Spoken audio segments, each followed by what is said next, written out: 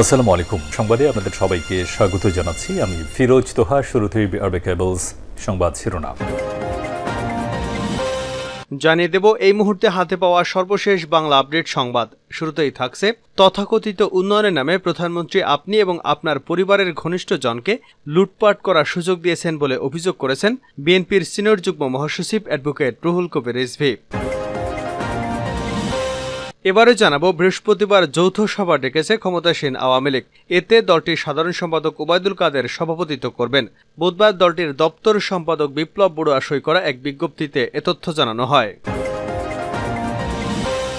জানাবো ঝিনাইদহ ৪ আসনের সংসদ সদস্য আনারুল আজিম আনারের ছোট মেয়ে মমতারিন ফেরদৌস ডরিন বলেন, আমি বাবা হত্যার বিচার সুনিশ্চিত করতে চাই এবং যারা এই জঘন্যতম অপরাধটি করেছে তাদের সর্বোচ্চ বিচার চাই।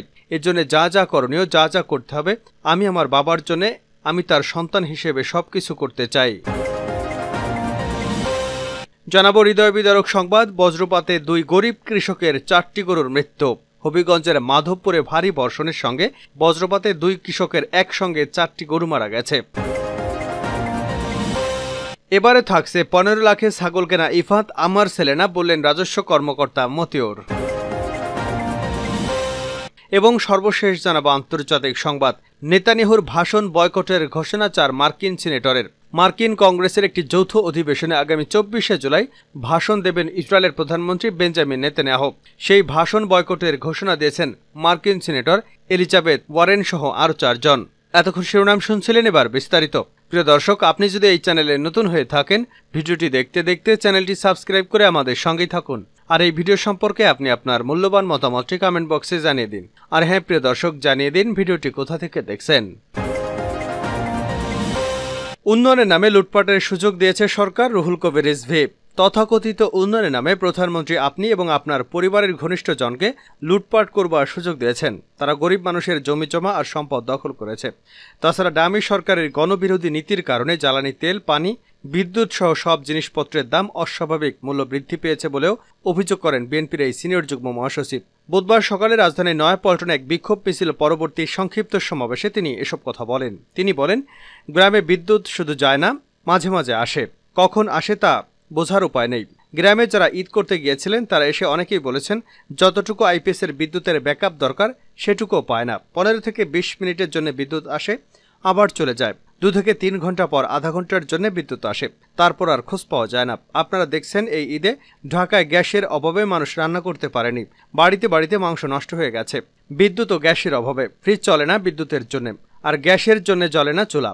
যে অহংকার করে প্রধানমন্ত্রী তার উন্নয়নের কথা বলেন, সেই উন্নয়নের হলো কাগজে কলমে থুতু দিয়ে জোড়া লাগানো উন্নয়ন।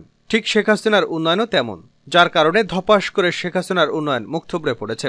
বিএনপি চেয়ারপারসন বেগম খালেদা জিয়া নিঃশর্ত মুক্তি এবং গ্যাস, বিদ্যুৎ ও পানির মূল্য বৃদ্ধির প্রতিবাদে বিএনপি ও এর অঙ্গ সহযোগী সংগঠন কর্তৃক আয়োজিত বিক্ষোভ মিছিল শেষে প্রধান অতিথির বক্তব্যে তিনি এসব কথা বলেন। রুহুল কবির রিজভীর নেতৃত্বে বিক্ষোভ মিছিলটি নয়াপল্টন থেকে শুরু হয়ে নাইটিঙ্গেল মোড় হয়ে আবার নয়াপল্টনে এসে শেষ হয়। এ সময় আমার মা জেলে কেন, শেখ হাসিনা জবাব চাই। গ্যাসের দাম বাড়লো কেন, শেখ হাসিনা জবাব চাই। তেলের দাম বাড়লো কেন, শেখ হাসিনার জবাব চাই ইত্যাদি স্লোগান দিতে থাকেন বিএনপি নেতাকর্মীরা। রিজভী আরও বলেন, ওয়াসার পানি নোংরা, কীটপতঙ্গে ভরা ময়লা পানি। 1 বছর আগে জনগণ ওয়াসার এমডিকে ঘেরাও করেছিল, তাকে ওয়াসার পানি খেতে দেওয়া হয়েছিল। সে পানি ওয়াসার এমডি খেতে পারেননি।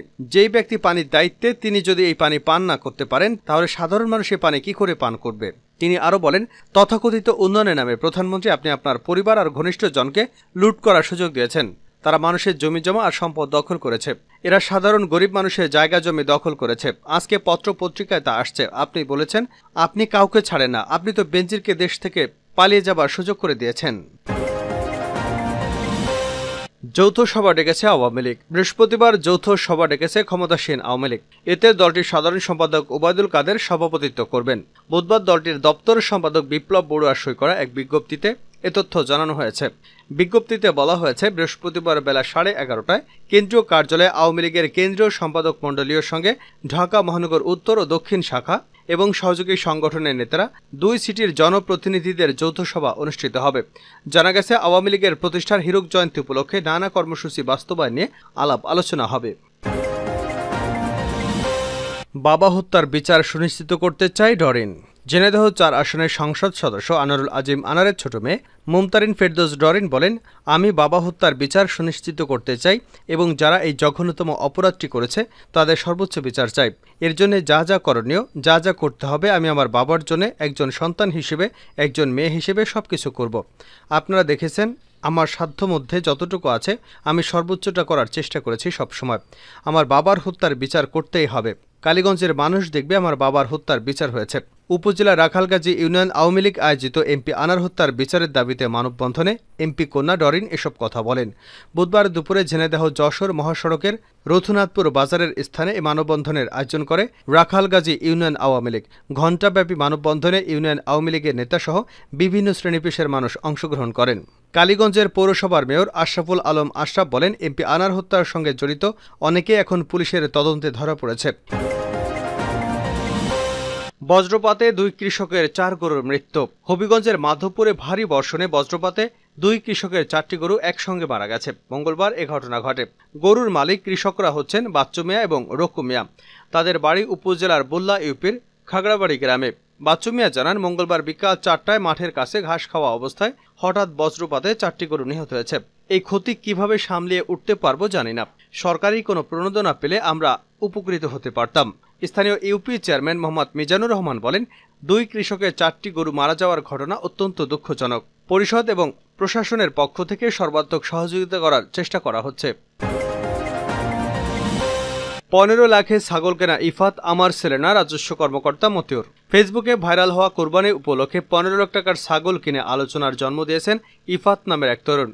ওই সময় গুঞ্জন উঠেছিল তিনি জাতীয় রাজস্ব বোর্ড কর্মকর্তা মতিউর রহমানের ছেলে। এই ব্যাপারে ওই রাজস্ব বোর্ড কর্মকর্তার সঙ্গে যোগাযোগ করা হলে তিনি এ বিষয়ে অস্বীকৃতি জানান। তিনি বলেন, আলোচিত ইফাত আমার ছেলে তো দূরের কথা, এমনকি আমার আত্মীয় বা পরিচিত কেউ নন। আমার এক ছেলে নাম তৌফিকুর রহমান। আমি আনুষ্ঠানিকভাবে এসব অপপ্রচার প্রতিবাদ করব। এর আগে আলোচিত এই ছাগলকে সঙ্গে নিয়ে এক তরুণের উচ্ছ্বাসিত ভঙ্গিতে কথা বলতে দেখা গেছে। ফেসবুকে ছড়িয়ে পড়া ওই ভিডিওতে ওই ক্রেতাকে অন্য ক্যামেরায় বলতে শোনা যায়, 11 জন, এটি ধানমন্ডির 8 নম্বর, ডেলিভারি দেওয়া হবে। ভাইরাল হওয়া সেই ভিডিওতে ওই তরুণকে কথা বলতে দেখা যায়। এরকম একটি খাসি কেনা আমার স্বপ্ন ছিল। তিনি আরও বলেন, এরকম খাসি আমরা সামনাসামনি দেখিনি। আমার জীবনের প্রথম দেখা এটা আমার হবে জানা ছিল না। আল্লাহ নসিবে রাখছেন, তাই হয়েছে। এর থেকে বেশি কিছু আর বলবো না। এদিকে ঢাকার মোহাম্মদপুরে অবস্থিত সাদিক এগ্রো ফার্ম থেকে বলা হচ্ছে, আলোচিত তরুণ শুধু 1 লাখ টাকা দিয়ে ছাগলটি বুক করে নিয়েছিলেন, কিন্তু শেষ পর্যন্ত তিনি পুরো টাকা পরিশোধ করে ছাগলটিকে খামার থেকে বাড়িতে নিয়ে যাননি এখনো। নেতানিয়াহুর ভাষণ বয়কটের ঘোষণা 4 মার্কিন সিনেটরের। মার্কিন কংগ্রেসের একটি যৌথ অধিবেশনে আগামী 24শে জুলাই ভাষণ দেবেন ইসরায়েলের প্রধানমন্ত্রী বেঞ্জামিন নেতানিয়াহু। সেই ভাষণ বয়কটের ঘোষণা দিয়েছেন মার্কিন সিনেটরের এলিজাবেথ ওয়ার্নসের 4 জন। ফিলিস্তিনের গাজায় মানবিক বিপর্যয়ের জন্য ইসরায়েলি প্রধানমন্ত্রীকে দায়ী করে তারা এই বয়কটের ঘোষণা দিয়েছেন। এলিজাবেথ ওয়ার্নের সাংবাদিকদের বলেন, একটি দ্বিরাষ্ট্রীয় সমাধানের জন্য মার্কিন নীতিকে আমি সমর্থন করি না, যা ইসরায়েল ও ফিলিস্তিনিদের তাদের নিজস্ব জাতিকে আত্মনিয়ন্ত্রণ করতে এবং মর্যাদার সঙ্গে বাঁচতে দেয় না। ওয়ারেনের সঙ্গে senator Bernie Sanders, Ro Khanna এবং জিম ক্লাইবার্ন নেতানিয়াহুর ভাষণ বয়কটের ঘোষণা দিয়েছেন। একটি বিবৃতিতে স্ট্যান্ডার্ড বলেছেন, এটা আমাদের দেশের জন্য খুবই দুঃখের দিন। উভয় দলের নেতারা প্রধানমন্ত্রী বেনিয়ামিন নেতানিয়াহুকে মার্কিন যুক্তরাষ্ট্রের কংগ্রেসের একটি যৌথ সভায় ভাষণ দেওয়ার জন্য আমন্ত্রণ জানিয়েছেন। তিনি বলেছেন, বেনিয়ামিন নেতানিয়াহু একজন যুদ্ধাপরাধী। তাকে কংগ্রেসের যৌথ সভায় ভাষণ দেওয়ার জন্য আমন্ত্রণ জানানো উচিত নয়। আমি অবশ্যই এতে যোগ দেব না। বৃহস্পতিবার ব্রিটিশ সংবাদ মাধ্যম বিবিসি এক প্রতিবেদনে জানিয়েছে, চলমান গাজা যুদ্ধের মধ্যেই মার্কিন কংগ্রেসের উভয় পক্ষ, সিনেট এবং প্রতিনিধির পরিষদের বক্তব্য রাখবেন নেতানিয়াহু। রিপাবলিকান এবং ডেমোক্র্যাট উভয় পক্ষ ইসরায়েলি প্রধানমন্ত্রীকে বক্তৃতা দেওয়ার জন্য আগেই আমন্ত্রণ জানায়, তবে তারা ভাষণের তারিখ আনুষ্ঠানিকভাবে ঘোষণা করা হয় বৃহস্পতিবার।